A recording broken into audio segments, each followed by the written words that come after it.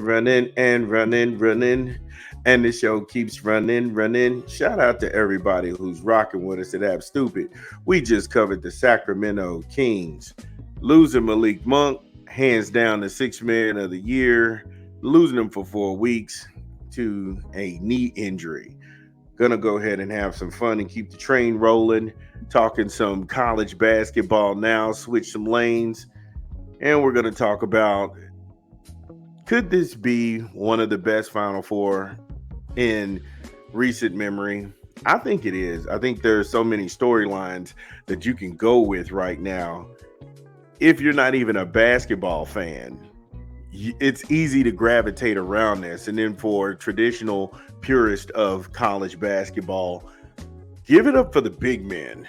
UConn has a very dominant big man in the middle. Then Zach Edey from Purdue. He is a very dominant center. And then the big man from North Carolina State. 3 of the 4 teams in the Final Four have dominant bigs. And it makes the difference.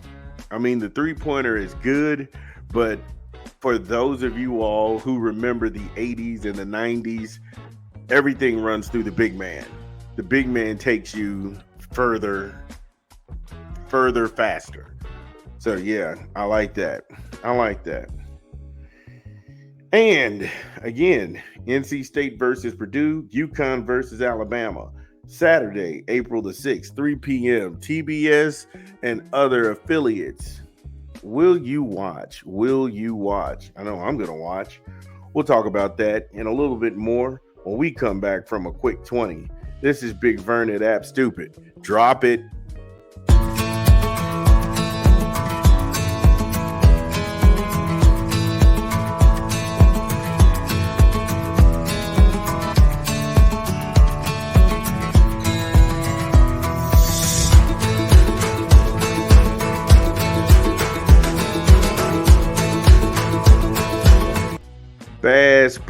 Bass Pro Shops. Order online or download the app. Are you an outdoorsman, a hunter, a sportsman?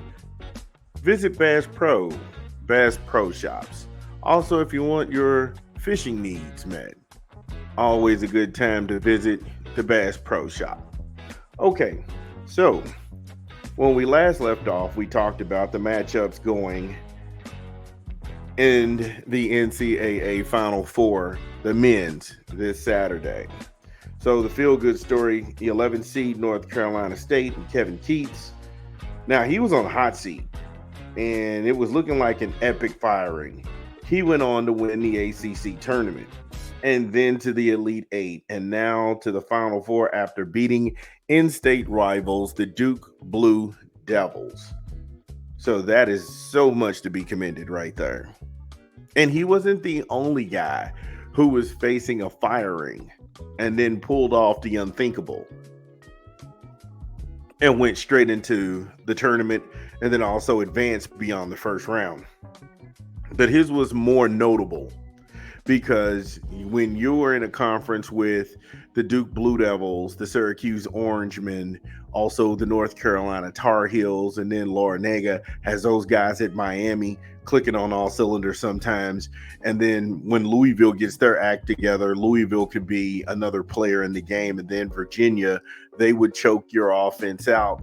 But credit to Kevin Keatts and having that Rick Pitino pedigree where you think you're going to get rid of him, the guy turns around and he surprises you. So much so, it had to go ahead and make some sense for him. So for starters, he won the ACC. So in his contract, he has it where he gets $100,000.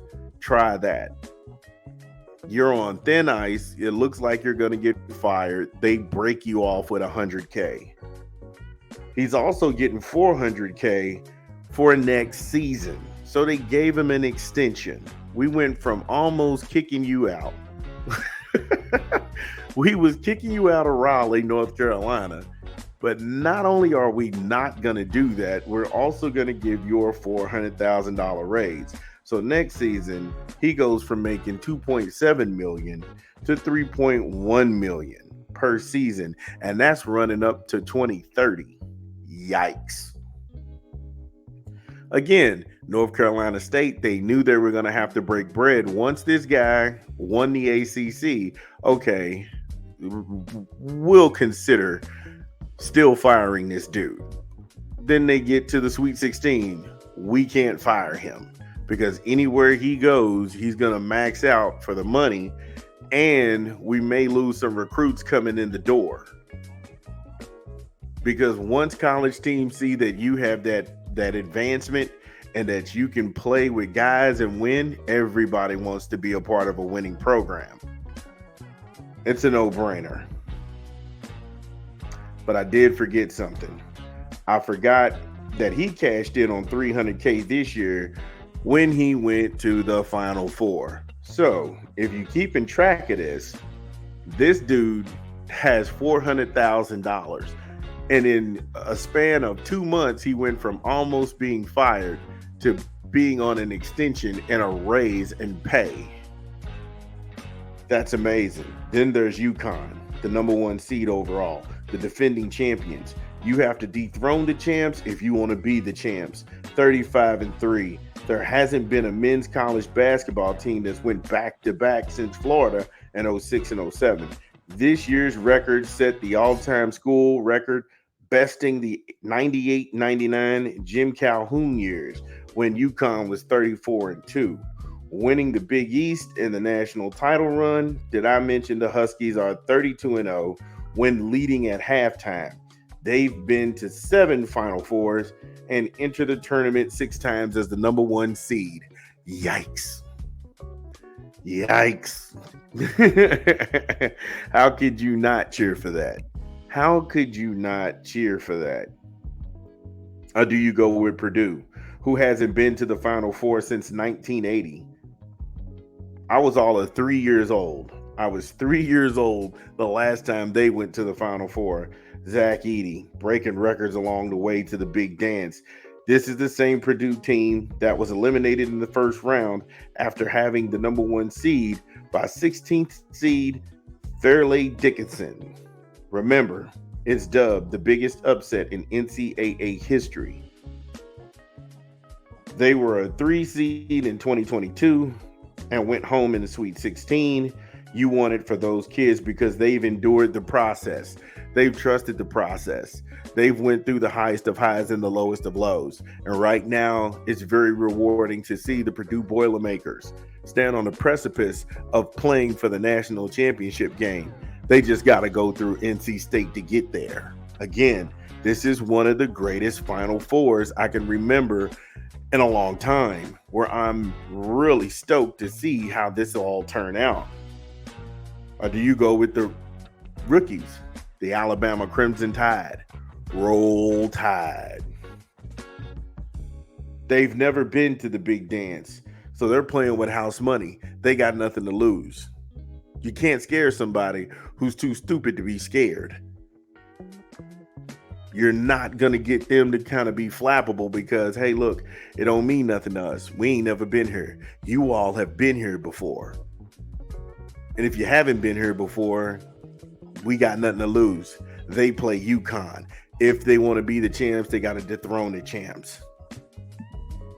Not saying that they'll do it, but what I'm sitting there saying is they have no fear.